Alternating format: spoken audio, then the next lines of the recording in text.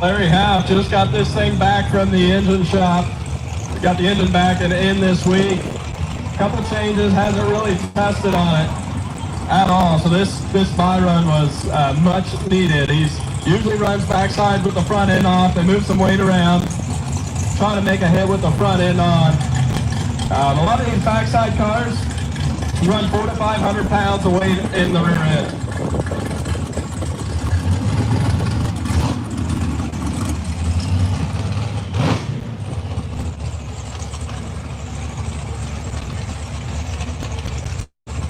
Make it back and post in the comments.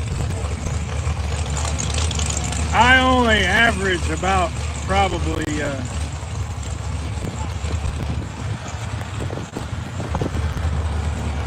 $30 to $40.